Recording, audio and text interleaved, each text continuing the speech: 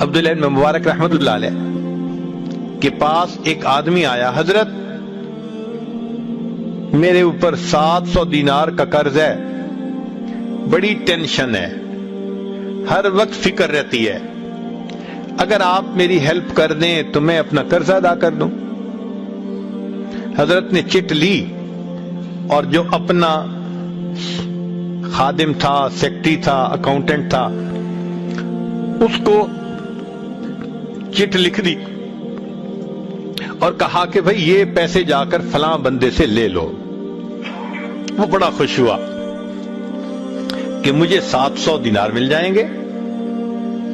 جب جا کر اس نے اس اکاؤنٹنٹ کو وہ چٹ دکھائی اور کہا بھئی مجھے 700 دینار چاہیے تھے، حضرت نے اپروول کر دی، آپ مجھے دے دیں۔ اس اکاؤنٹنٹ نے جب چٹ دیکھی تو اس پر 700 کی جگہ 7000 لکھا ہوا تھا۔ وہ کنفیوز ہو گیا، اس کو ضرورت 700 کی ہے، لگتا ہے کہ ایک ڈیجٹ غلطی سے زیادہ لکھی گئی۔ وہ کہنے لگا بھئی میں حضرت سے ذرا ویریفائی کر لوں کہ 700 دینے ہیں یا 7000 دینے ہیں۔ پوچھنے کے لیے آ گیا اس بندے کو ساتھ لے کے، حضرت کتنے دینے ہیں؟ حضرت نے فرمایا چٹ لاؤ، اور چٹ سے 700 کاٹ کے، ہاں 7000 جو لکھا ہوا تھا نا وہ کاٹ کے 14000 لکھ دیا کہ یہ دے دو۔ اب تو چونکہ خود لکھا تھا، وہ گیا، اس نے اس کو پیسے دے دیے، بندہ چلا گیا۔ مگر وہ اکاؤنٹنٹ پھر واپس آیا، حضرت بات سمجھ نہیں آئی، اس کو 700 چاہیے تھے، آپ نے 7000 لکھے، میں پوچھنے آیا تو 7000 کاٹ کے 14000 کر دیے، کیا مسئلہ؟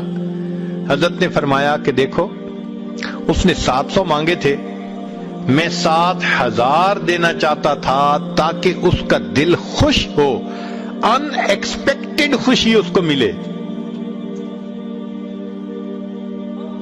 ایک ایسی خوشی کہ جس کی توقع بھی اس کو نہیں ہوگی۔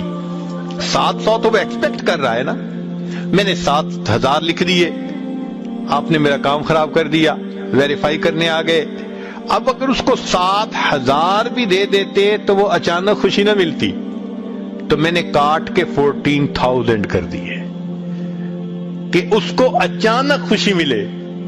تو اس نے پوچھا کہ حضرت یہ اچانک جس خوشی کی انتظار بھی نہ ہو، اس کو پہنچانے کا اتنا اہتمام کیوں کر رہے ہیں؟